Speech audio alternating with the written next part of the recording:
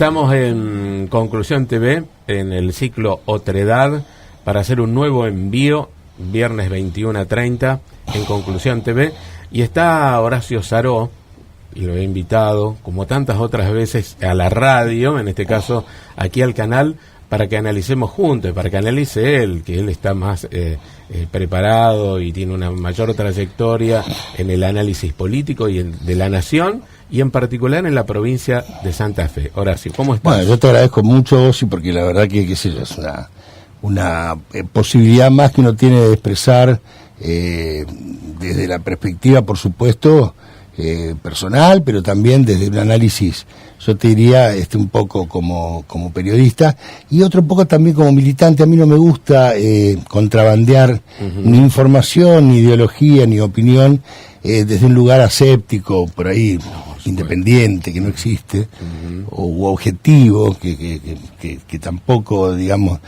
yo lo miro desde una perspectiva de militante dentro del peronismo. No por eso dejo de observar, sea quien sea la persona, el dirigente o el candidato, digamos, si hay un fallo, un error, un hecho cuestionable, no dejo de mencionarlo, pero lo que no puedo al público es decirle, lo hago desde la presunta objetividad que, claro, es muy difícil. Que muchos dicen, acá somos independientes y terminan jugando para intereses muy... Por supuesto. Se nota mucho. Sí, se nota mucho. Sí. Intentan ocultarlo, pero se nota muchísimo. Absolutamente. Integrante de la cooperativa La Masa. Así es. Y del periódico, el semanario El Eslabón. Claro, en la cooperativa La Masa producimos determinados productos periodísticos, entre ellos Redacción Rosario, que es un diario digital, El Eslabón, que es un semanario que este año cumple 20 años, no como semanario porque hace un tiempo que es semanario, pero que empezó siendo mensuario hace 20 años. Este año estamos celebrándolo con mucho esfuerzo porque una publicación papel conlleva muchísimo esfuerzo y además es creo el medio más antieconómico que hay en ese momento. En este momento, seguro. Y más aún cuando el papel está en manos de un oligopolio que realmente retasea tanto la entrega del material como regula el precio de tal manera que se hace muy difícil. Nosotros hace un tiempo tuvimos que tomar la decisión de volver a salir monocolor, digamos, en realidad un color, utilizamos uno de los de la gama de cian, magenta, sí. Y salimos con un solo color porque no se hacía posible la edición a todo color, y eso es producto del mercado como está en este momento, pero además de esa regulación muy amañada de precios, claro, que tiene a partir de que Clarín y La Nación, al apropiarse del papel prensa, tienen todas las características de un oligopolio, ¿no? Antes de que se produjeran las PASO, que fueron el domingo pasado, hemos hablado en la radio con bastante anterioridad y hemos estado analizando contigo cómo se vislumbraba que podían ser las PASO. Hay hombres muy identificados con los espacios políticos. Uno podría mencionar a Bonfatti con el socialismo, a Perotti con un sector del peronismo, María Eugenia, tal vez en esa interna un poquito más corrida del centro a la izquierda, y después está Corral, que está muy identificado con Cambiemos, y quedó Cribaro muy lejos del sector de la izquierda, no ese frente de izquierda. ¿Hay alguna sorpresa en ello? Más o menos estaba en el análisis que vos hacías. Lo hemos conversado en varias oportunidades. Se percibía que iba a haber, ante la propia estructura de las PASO, que fueron las únicas internas realmente en que se dirimió candidatura, fue dentro del peronismo. Tanto en el Frente Progresista, que nuclea la alianza del socialismo con el radicalismo y con otros partidos, se había llegado a una lista de unidad, liderada por Bonfatti, así que ya sabíamos que el candidato iba a terminar siendo Bonfatti, y la incógnita que queda siempre en las PASO es qué volumen de adhesiones tiene esa fórmula. Para aquellos que dicen que las primarias abiertas, simultáneas y obligatorias, en las que no se compite, no se refleja, digamos, verdaderamente lo que es el potencial de cada fuerza, hay que decirle dos cosas. Primero, que es imposible esa especulación, yo te diría un poco paranoica, un poco conspirativa, de que muchos de una fuerza van a ir a votar en otra para forzar que el que gane sea el que menos posibilidades tiene o mejor contrincante es en la general. Eso no ocurre. Y no ocurre por dos razones. Primero, el candidato tiene que mostrar que hay potencia detrás de su candidatura. Mal podría Bonfatti invertir, qué sé yo, 70.000, 80.000 votos que no le hubiera alcanzado si lo hubiera querido poner en María Eugenia Bielsa para no tener a Perotti de contrincante. Suponete que esa fuera la tesis del Frente Progresista, porque no hubiera llegado de todas maneras María Eugenia a ganarle y él hubiera perdido 70.000 votos y hubiera quedado frente a la expectativa del público como un candidato débil. De modo que ahí ya había algo que nos daba la sensación de que el peronismo iba a ser una potente elección porque iba a haber voluntades a un lado y otro de las posibilidades que se ofrecía, de la oferta electoral, tanto de Perotti como de María Eugenia Bielsa, que iban a potenciar que fuera una elección fuerte, además con condimentos especiales que no tenían las otras dos fuerzas. Porque Cambiemos también llega con lista de unidad, a partir de un consenso que lleva a José Corral, el intendente de Santa Fe Capital, como candidato a gobernador. Y esto que decís de la izquierda era esperable, no concita la atención del electorado santafesino, no creo que sea la figura de Cribaro, sino en sí la oferta que tiene electoral la izquierda, que no está emparentado, me parece, seduce, no convoca. Exactamente con el electorado santafesino. Y después fuerzas que en lo local pueden tener alguna fuerza, pero que a nivel provincial no llegan a coagular, digamos, en el gusto de la gente. Hay que tener en cuenta que el escenario santafesino es diverso. Tenés dos lugares de alta concentración, principalmente como Rosario y Santa Fe, la capital, Rosario principalmente. Después tenés el sur, el norte, y hay muchas localidades pequeñas también, así es, medianas, pequeñas, donde el electorado influye. Y es disímil incluso con sectores locales donde el peronismo está, el socialismo puede estar también después de tantos años, pero no hay otras fuerzas políticas, o si las hay no tienen representación. Hay que decir algo, últimamente están tallando fuerte las cabeceras departamentales. De alguna manera es un cachetazo a la estrategia que tuvo en su momento el Frente Progresista de generar nodos en la provincia que hicieran un corrimiento de lo que son las cabeceras departamentales con el objetivo político no confesado de sacarle poder a los senadores, poder territorial. Las cabeceras departamentales, que algunas son más importantes que otras, es obvio, Venado Tuerto como cabecera departamental de General López tiene un volumen político y un volumen electoral en cuanto a cantidad de votantes que tiene ese padrón, que no es lo mismo que en otra circunscripción. Casilda, por ejemplo, en el caso de Casero, es más pequeña. Bueno, ahora lo que vos decís es muy interesante, porque en realidad el socialismo tiene poca base estructural territorial y se la debe al radicalismo, que sí lo tiene, esa extensión territorial de estructuras en los pequeños pueblos, comunas, municipios, tiene una historia. El problema es que el radicalismo tomó una decisión que lo partió. O sea, algunos se fueron con Cambiemos, siguiendo lo que fue la convención nacional que en algún momento apoyó la candidatura de Macri, y otros quedaron con el socialismo dentro del Frente Progresista. Por lo tanto, había comunas y municipios radicales que tenían la impronta del radicalismo, pero unos jugaban con uno y el otro con el otro. Entonces, ahí donde, se dividió. Lo cual llevó a que ahí sí aparece, me parece, un poco contestando tu pregunta de si hay sorpresa o no, de que si bien fue el más votado en términos individuales, Bonfatti quedó 11 puntos abajo de la fórmula, en realidad de la sumatoria de votos del peronismo, contando a Perotti y a María Eugenia Bielsa juntos. El porcentaje es un 11% abajo, pero en votos fueron muchos. Fueron mucho más de 100.000 votos los que separaron a uno de otro en cuanto a fuerza política. En el mismo escenario sí se pasaron los votos, cosa que es muy difícil. El mismo peronismo podría hacer... bueno, esa es otra pregunta. Si es el mismo escenario, hay que pensar que los votos no se pasan directamente. No, pero también me da la sensación de que habría que analizar dos cosas para el camino a la general, porque está bueno lo que planteas. El escenario que quedó constituido en la PASO es un escenario en el que si se repite, y esto es lo que vos planteás, que puede que sí, puede que no, el peronismo está mucho más cerca que nunca de recuperar la provincia de Santa Fe desde el 2007, que pierde a manos de Hermes Wiener cuando le gana a Rafael Bielsa, y por primera vez un socialista llega a la Casa Gris. Después hubo experiencias muy malas, la de Rossi con un 22%, la peor elección del peronismo en la provincia de Santa Fe. Había ganado la interna. Y había ganado la interna, eso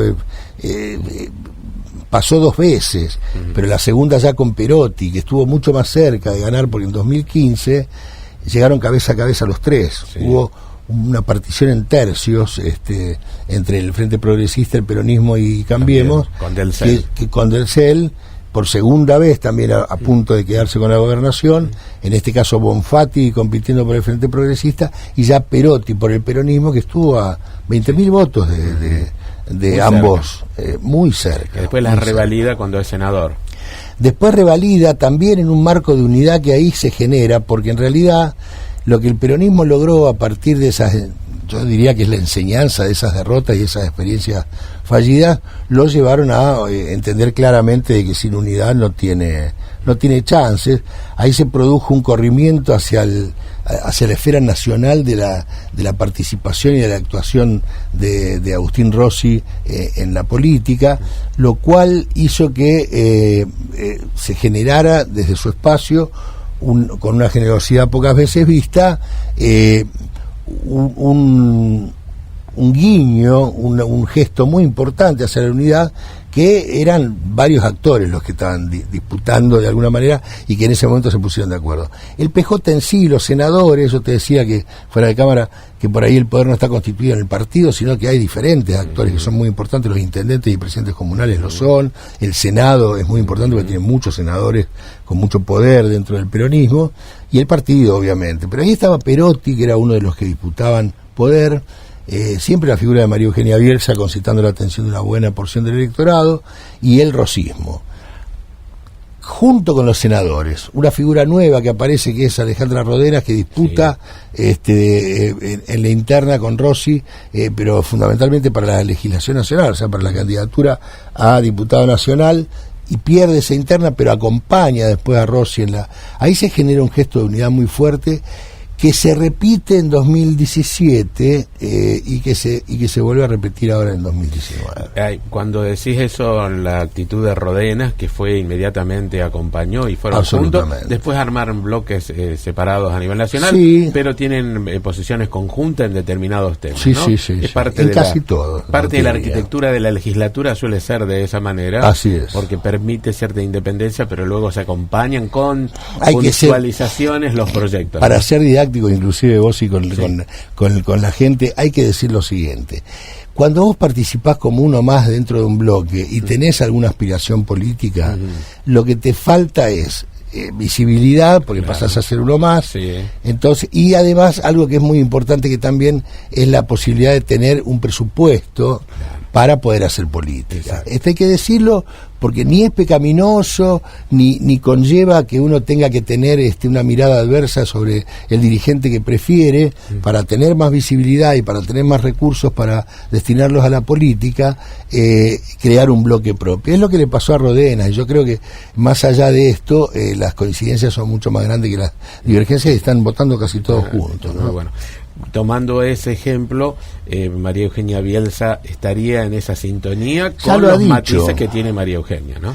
Sí, de todas maneras ha sido muy generosa en la salida, tiene sus tiempos. Yo te decía, me parece que llega tarde a la elección, eso conspiró contra una mejor performance y cosecha de votos. Te interrumpo a decir, el hecho de que se haya retirado y vuelto, eso también afecta, ¿no? Yo creo que puede tener una incidencia, Mira, que se haya retirado y vuelva no es tan importante a mi criterio, como que haya estado demasiado ausente en el periodo en el que se retiró. Yo digo, 2015 tuvo 700.000 votos, y ahora tuvo 200, perdió 500.000 de votos. Adjudicarlo exclusivamente al retiro y al retorno, yo creo que ahí el problema es no haber tenido una presencia, y aunque no haya retornado a la actividad política en una candidatura o con una propuesta, digamos, inclusive por detrás de algún dirigente que promoviera a ella, sino la ausencia, la falta de una voz. Eso el electorado lo castiga. Claro. Lo castiga. Sí. Le pasó a Randazzo. Ya, me estoy acordando de un personaje que tuvo mucha trascendencia en determinado momento cuando pierde la chance de ser el candidato frente a Scioli en 2015, se retira, deja de hablar, vuelve para torear de alguna manera a la expresidenta, forzándola a una interna o a unas pasos que la expresidenta declina y forma Unidad Ciudadana, le hace tener la peor elección al peronismo en la provincia de Buenos Aires en su historia, y después se retira y vuelve a desaparecer de la escena. Claro. Sí, Digo, Massa puede no haber sido candidato, para ponerte un ejemplo, pero habla. Sí, está siempre. Tiene presencia. Sí. Trabaja, Entonces, está con el marketing, digamos, lo mantiene. Más que política, hace más marketing. Exactamente, sí. A mí me parece que hay una cuestión vinculada a la mercadotecnia política, digamos. Sí. Tiene sus presentaciones, todos los armados tienen mucho que ver con las luces, con los escenarios, con la puesta en escena. Sí. Me parece que el caso de Randazzo, él es más político del interior, con otras Sin embargo, características. yo me acuerdo de un caso muy, porque fue el único, la presentación simultánea de dos Randazzo, uno holográfico y el otro en persona, que fue sorprendente desde el punto de vista tanto de la técnica de comunicación como de el atrevimiento o la audacia que puede llegar a tener un candidato para... Hablábamos del peronismo, bueno, pasemos al... Sí. Para cerrar, digamos, el panorama de gobernación, cambiemos muy atrás, era esperable, no hay sorpresas ahí. Lo que me parece que sí hay sorpresas en cuanto al volumen cosechado de votos, porque no llegó al 20%. No. Es la caída es de prácticamente 16 puntos de empicada. Se ve arrastrado por las políticas nacionales. Por un lado. Me parece que de todas maneras también la candidatura de Corral, un desconocido fuera de la ciudad de Santa Fe, conspiró contra cualquier chance, digamos, se combinan las dos cosas. Lo que vos me estás diciendo es, la marca Cambiemos dejó de pagar. La marca Cambiemos, que pagaba más allá del candidato, fíjate que gana Albor Cantar, también un desconocido por completo en el territorio provincial, pero gana porque la marca Cambiemos estaba puesta en valor. La marca Cambiemos, devaluada por la crisis profunda que genera las políticas económicas del macrismo, y un candidato desconocido, el resultado es que creo que va a ser muy difícil de revertir para la general. Cuando analizás ahí cómo empieza a haber conocimiento en el electorado, yo no adhiero a la idea de que la gente se deja seducir solo por los espejos de colores, más allá del monopolio de los medios y cierta tergiversación de la realidad, ¿no? Dice Jorge Alemán que la realidad no es lo que se dice, sino el análisis que uno puede hacer en la observación y la puesta en palabras, ¿no? Esto hay que ser mucho más profundo. Y a veces en TV o en algunos medios hacen un collage de una supuesta realidad que no tiene nada que ver con la verdadera realidad, ¿no? Y me parece que hay un escenario hoy que es más visible para la gente más allá de los medios de comunicación. Mira, Perón era un tipo muy inteligente a la hora de comunicar. Yo creo que ha sido imposible empardar la simpleza con la que comunicaba conceptos muy complejos. Y él se refería a que el órgano más sensible era el bolsillo. Y la verdad que es difícil entender mejor que de esa manera cómo la percepción de la sociedad puede influir, digamos, en una elección tan importante como la del segundo distrito después de la provincia de Buenos Aires. Algunos dicen que es Córdoba, pero la verdad es Santa Fe, para mí es el segundo distrito electoral. Si tomás la Nación, es el cuarto, porque tenés la Nación, la provincia, capital, Santa Fe, pero con un volumen realmente muy importante, es el 6,8 a 7, depende el padrón, por ciento del electorado total nacional. No puede ser ajeno a las políticas públicas del macrismo. No. La crisis es tan tremenda y tan profunda, desde el punto de vista social y económico, que si la víscera más sensible es el bolsillo, como decía Perón, eso ha sido percibido de una manera brutal por el electorado santafesino. Además se han ido conociendo también temas, las causas judiciales, los armados.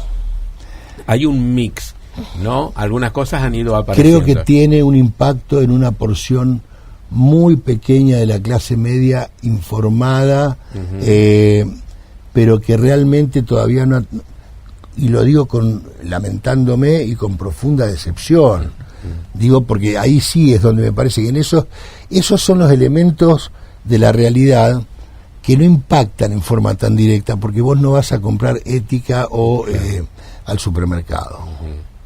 Entonces ahí no funciona la víscera más sensible, que es el bolsillo, y la percepción está vinculada a cómo te informás, dónde o a través de qué medios te informás. Y la verdad que el blindaje mediático que hay en torno de lo que está pasando en Comodoro Pi como centro de un entramado de corrupción judicial tremenda, y lo que está pasando en Dolores, que es la que está poniendo a la luz, digamos, eso, está tamizado, está atravesado por una cortina mediática muy, muy, muy fuerte, muy potente, que impide a las grandes mayorías observar dos cosas: los hechos en sí, que son de por sí muy graves, y el impacto institucional que tiene. Porque, mirá, vos, estamos hablando de la diferencia entre estar dentro del Estado de Derecho y estar afuera. Tener la posibilidad y la garantía de un juicio justo, vos, yo, cualquiera de los habitantes de este país, o que alguien te arme una causa y te transforme de un día para el otro en un narcotraficante, en un delincuente. En un delincuente. Sea por lo que sea, pero además, preso. Claro, y terminás perdiendo la libertad. Acá hay empresarios que están detenidos por causas armadas a partir de testimonios de una figura muy peligrosa para la democracia y para la justicia, que es la del arrepentido, porque el arrepentido no tiene nada que perder, puede elaborar un relato guionado, como está apareciendo que a Fariña se lo guionó, para decir que determinado tipo le pagaba coimas a tal tipo por la obra pública, y que eso transformaba al empresario en un sobornador y al funcionario en un corrupto que recibía el soborno. A ver, ni hay inocentes totales en ninguna parte del mundo. La obra pública es un foco por cómo está de alguna manera organizada la obra pública en casi todos los estados del mundo, que genera la posibilidad de que haya corrupción. Yo veía, creo que te lo comenté en un programa de radio, una serie finlandesa. Finlandia tiene uno de los parámetros o estándares institucionales, yo diría, más altos del mundo, donde acaba de renunciar un gobierno porque no pudo cumplir con las promesas electorales. Imagínate acá trasladar eso a nuestra realidad. La serie esta finlandesa que yo veía en Netflix era un thriller muy interesante, donde apareció un asesinato de una persona vinculada a la corrupción en la obra pública. La voy a buscar porque no la he visto. Es muy interesante. Un tipo había inventado un material que permitía abaratar muchísimo los costos de la construcción de obra pública. Eso pasaba a ser un problema de negocios para una corporación muy importante. Matan al amante de este tipo, que era un industrial finlandés importante de Helsinki, y a partir de ahí se desarrolla todo un entramado de conspiraciones, una trama de falsos testimonios. Vos sabés que es una cosa muy interesante, porque aparecen, hay una serie de auditorías y pericias sobre ese material que dan que no es bueno, que falla. Y esas pericias estaban armadas por la corporación esta que quedaba fuera del negocio. Sí, más o menos en 1920, por ahí en Estados Unidos, comienzan con esta idea de ir armando las formas de la ley y el derecho en función de dar respuestas a ciertos sectores de privilegio, ¿no? Y eso se profundizó mucho en los últimos años, donde pasó de lo que era la teoría de la seguridad en cuanto al terrorismo o la cuestión ideológica a esta cuestión del lawfare que está vinculado a la justicia, con una preparación y una capacitación de jueces y fiscales en toda Latinoamérica por parte del Departamento de Justicia norteamericano, que es aterrante. Ahí vamos, ahora pasamos un poco a Rosario, que también ha tenido sus internas y que también los números más o menos están dentro de lo que se esperaba, no ha habido mucha diferencia, ¿no? El que Zuckerman haya sido el más votado en forma individual, después es superado por la suma de las otras fuerzas, pero en general ha hecho una buena elección también. Creo que había más previsibilidad en Rosario y eso se cumplió. No hay mucho para decir, pero sí para analizar desde el punto de vista al menos de dos elementos. Se hablaba, pero no se estaba muy seguro, porque era impensable para buena parte de analistas y del propio universo político, que Habkin iba a ser una muy buena elección dentro del Frente Progresista. De hecho, ya que haya habido una decisión política de desafiar la hegemonía socialista, no como lo hizo Boazo en algún momento, que era más bien para generarle un ruido, digamos, al socialismo por su permanente confrontación, digamos, con el modelo socialista, sino esta vez desde una misma perspectiva, porque Habkin es un hombre del progresismo, que viene del radicalismo universitario, que tuvo su paso por la legislatura provincial y que nunca sacó los pies del plato de lo que es el Frente Progresista. Ya era todo un desafío que se produjera esta interna. Ahora, en las últimas semanas previas a las PASO, yo empecé a escuchar de boca de los propios socialistas la chance de la posibilidad de que Habkin empatara o ganara esta interna. Lo que más me preocupó es escuchar de parte de algunos socialistas que daban por perdida la intendencia si ganaba Habkin. ¿Por qué? Porque me parece que el socialismo no sé si va a trasladar, y ahí vos me preguntás, ahí es muy importante el tema de la fuga de votos que pueda llegar a sufrir Habkin. Porque es un radical. Porque es un radical, porque no es un socialista, más que nada. Sí, yo adorné. Te vi muy elegante. Sí, yo creo que no, está muy bien. Está muy bien porque son las dos cosas. O sea, el hecho de que no sea un socialista. El socialismo es muy, yo no quiero ser muy duro ni cruel con la palabra, pero es muy sectario.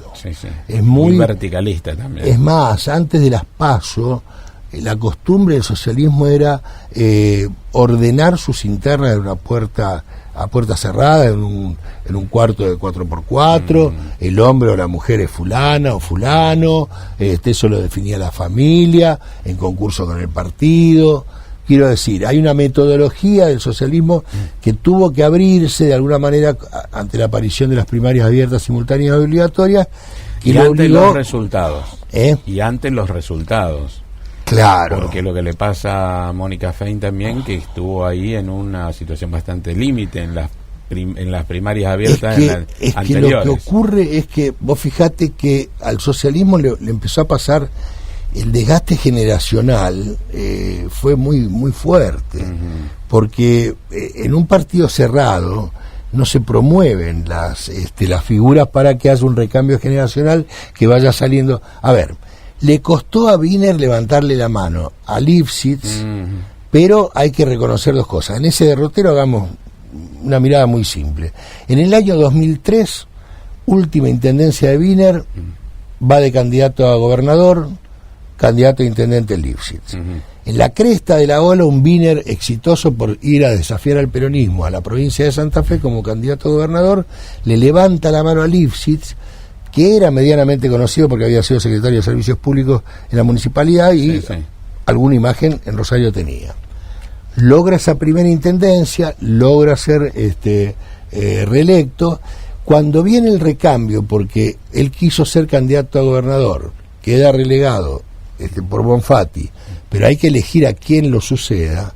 Mónica Fein, una ilustre desconocida, tiene dos problemas. El que vos acabas de mencionar, que era la metodología, esto es la PASO, que le llevó una suerte de problema pues, de volumen, de espesor político y el desconocimiento. Ya con un Lifshitz que, era más conocido, no había tenido muy buenas gestiones, pero tampoco en ese momento estaba tan cuestionado el socialismo como lo estuvo después. Logra ganar Fein, la reelección le costó muchísimo. Y ahora el recambio generacional ya no está. Porque Verónica Irízar es no solo una gran desconocida, sino que no tiene trayectoria dentro del partido. No.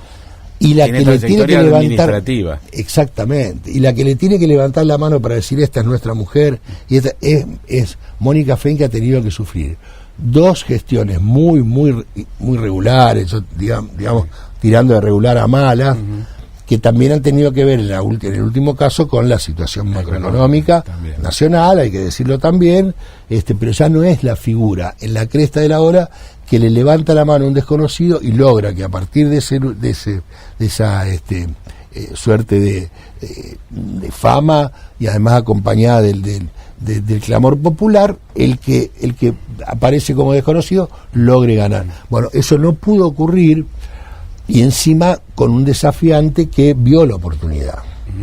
¿Cómo ves? Y perdóname, para cerrarte, hago esta referencia porque lo mismo hubiera pasado en el peronismo si María Eugenia hubiera visto la oportunidad en la primera elección en que ganó Fein, si se hubiera presentado como candidata a intendenta, le ganaba. Le pasaba por arriba. Incluso en esta hubiera hecho una muy buena elección también.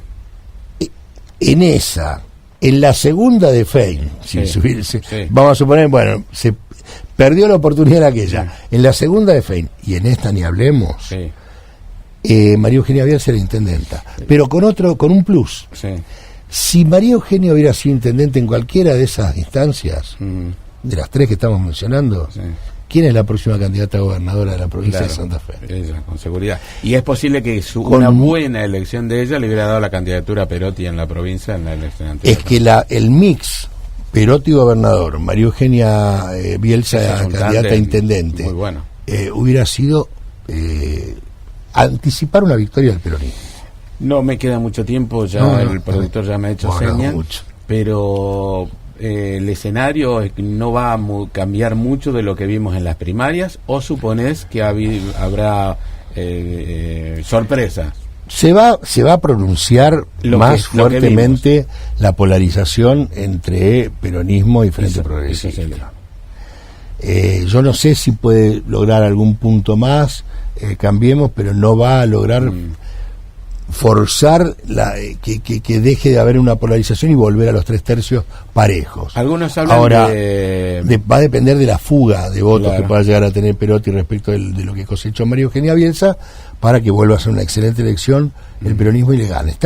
Insisto en este concepto, ¿no? Está lo más cerca de ganar. Por eso está en un escenario que se habla como que el peronismo podría recuperar la provincia, si se trata de recuperar. No me gusta la palabra recuperar. No, sí, volver al gobierno. Volver al gobierno y volver a gobernar la provincia.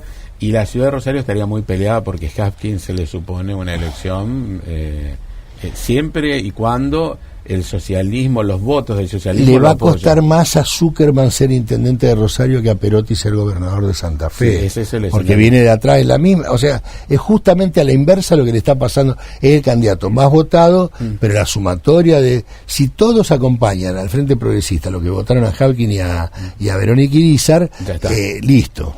Ahora, si se produce una fuerte fuga de parte del socialismo respecto de lo que es la candidatura de Hapkin, y las posibilidades de Zuckerman son singulares, porque creo que va a cosechar más votos de algunas fuerzas que han perdido la oportunidad. Yo no sé cuánta gente por abajo, no por lo que dicen arriba los dirigentes de Ciudad Futura, no lo van a votar a Zuckerman, por ejemplo, ¿no? Es posible. Bueno, el tema de la unidad es el tema que el peronismo ha mostrado en las últimas 6 o 7 elecciones, ¿no? A mí me parece que ahí está la clave. Sí. Ahí está la clave. Y una última, esta es para que jugarte como militante. ¿Va a ser Cristina la candidata? Tengo la sensación de que por el animal político que es Cristina Fernández de Kirchner va a ser candidata. No sé si es lo mejor, No. eso es otra cosa. Eso es otra cosa. No, pero es para porque- otro programa. Es para otro programa, sí, muy largo. Gracias, Horacio. No, por favor, gracias a vos. Charlar contigo es un placer. Ya te voy a llamar para la radio también. Para Pero el como programa no, de radio. como siempre a tu disposición. Y el eslabón sale el sábado. El sábado sale el Eslabón con un número Mañana. muy especial, mañana, por los 100 años de Evita. Estamos colaborando inclusive con las 100 Evitas que Carla Sacani y otras compañeras. Carla del está invitada al peronismo- programa mañana. Bueno, el domingo, perdón. El domingo. Realmente nosotros estamos colaborando como una de las organizaciones que colaboran con los 100 Evitas. Y mañana sale una edición especial por el aniversario número 100 del nacimiento de Eva Perón en el Eslabón. Así que cómprenlo, que está en los En kioscos. todos los kioscos. Así Gracias es. de nuevo, Horacio. Por favor. Bueno, nosotros retomamos la semana que viene en otra edición acá en Conclusión TV de nuestro Otredad. Chao.